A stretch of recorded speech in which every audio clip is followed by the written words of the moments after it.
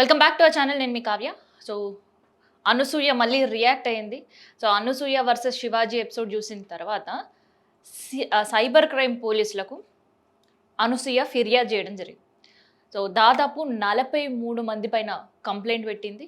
పోలీసులు కూడా ఎఫ్ఐఆర్ నమోదు చేశారు. ఇంతకీ ఆ కంప్లైంట్లో అనసూయ ఏం చెప్పుకొస్తుంది అండ్ ఎవరెవరిపైన కేసులు నమోదయ్యాయి, సో ఈ విషయం మనం మాట్లాడదాం.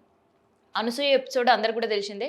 శివాజీ మాట్లాడడం, అనసూయ ఖండించడం, తర్వాత విపరీతంగా అనసూయను ట్రోల్స్ చేయడం.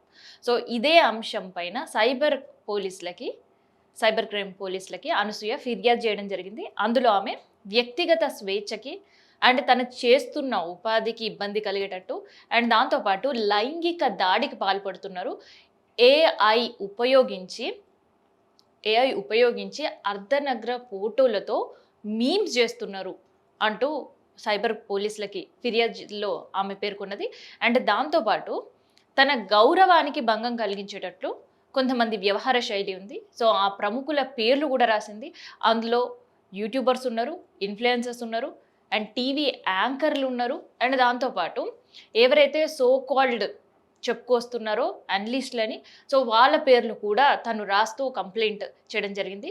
సో ఆ 43 మంది పైన ఇటు ఐటీ చట్టం పైన బిఎన్ఎస్ సెక్షన్స్ కూడా పోలీసులు నమోదు చేశారు. సో ఎఫ్ఐఆర్ కూడా ఈ కంప్లైంట్ని చేయడం జరిగింది. సో ఏ క్షణానైనా ఎవరికైనా ఎప్పుడైనా నోటీసులు రావచ్చు.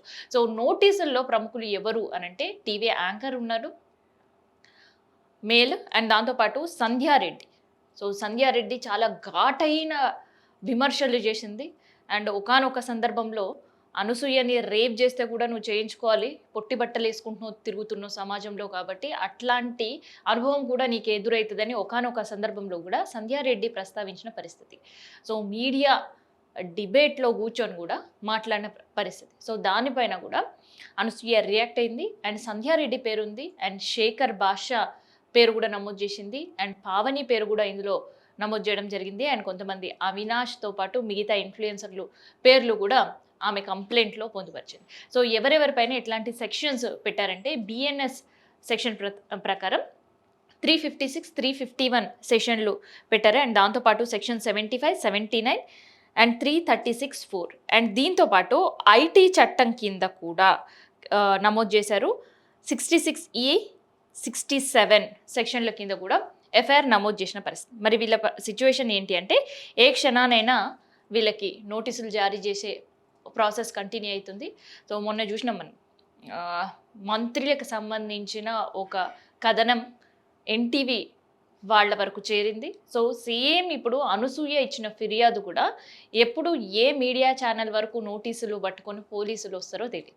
సో దీన్ని ఖండించింది సంధ్యారెడ్డి. సో మరోసారి చాలా సీరియస్గానే రియాక్ట్ అయింది. సో రియాక్ట్ అయితే కంప్లైంట్లు ఇస్తారా, నోటీసులు ఇవ్వడానికి పోలీసులు వస్తారా అంటూ సంధ్యారెడ్డి ఏమంటుంది అనేది ఒకసారి మనం విందాం.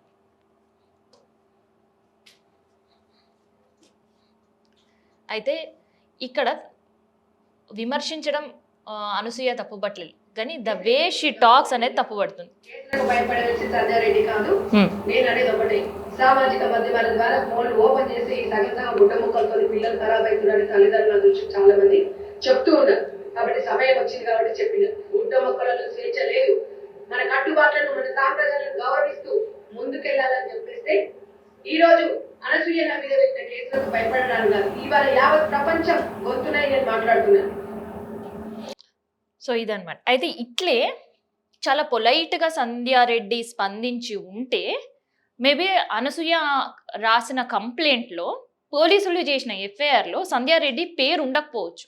కాకపోతే అక్కడ ఉండే ఆ క్షణాల్లో ఆ పరిస్థితులలో చాలా వైలెంట్గా మాట్లాడిన పరిస్థితి, చాలా ఘాటైన విమర్శలు చేసే పరిస్థితి.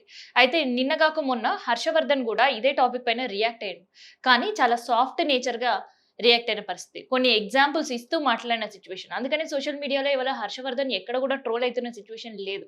కాకపోతే అనసూయ మాట్లాడింది తప్ప, లేదంటే ఆమె ద వే షీ కన్వేస్ తప్ప అనేది పక్కన పెడితే వ్యక్తిగత స్వేచ్ఛకు భంగం కలిగేలా అండ్ తనని రేప్ చేసినా కూడా ఊరుకొనే ఉండాలి, నువ్వు అన్న అనుకుంటే మిగతా వాళ్ళు నిన్ను అన్న అనుకునే, చెల్లి అక్కనో అనుకునే పరిస్థితి ఉండదు అంటూ ఇష్టం వచ్చినట్టు మాట్లాడిన సంధ్యారెడ్డి తీరు కావచ్చు, కరాటే కళ్యాణి తీరు కావచ్చే ఇవాళ అనసూయ పెట్టిన 43 మందిలో వీళ్ళు కూడా భాగమైన పరిస్థితి. కానీ సైబర్ పోలీసులు దీన్ని చాలా సీరియస్గానే చూస్తున్నారు.